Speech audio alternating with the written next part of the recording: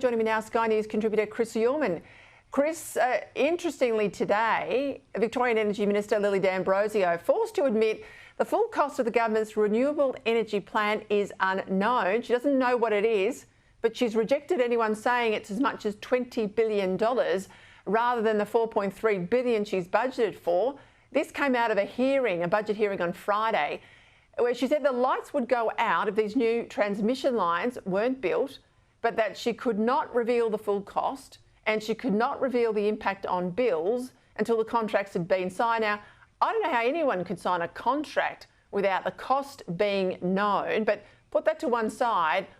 If we keep up this push on renewables, the lights will go out anyway, transmission lines or not.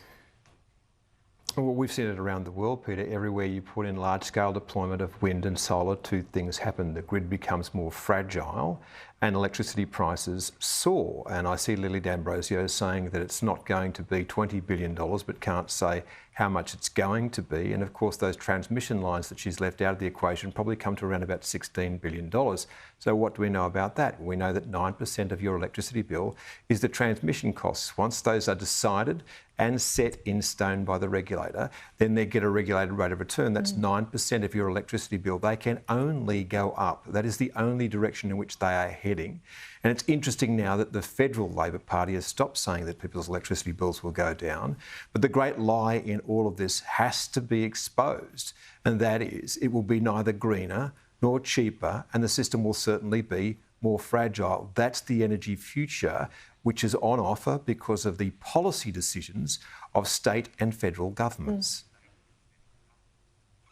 And all the while, Chris, state and federal, there's a whole lot of Mickey Mouse accounting.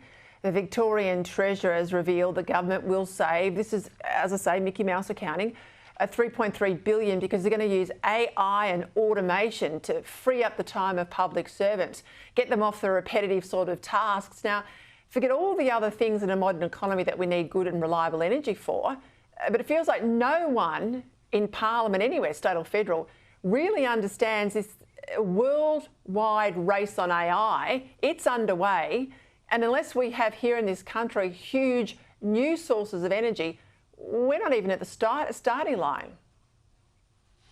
Yeah, well, in fact, the Australian Energy Market Energy Operator and the regulator have started to raise questions about artificial intelligence and what that might do to Australia's grid, because we really don't have an excess of power because of the kind of system we're building.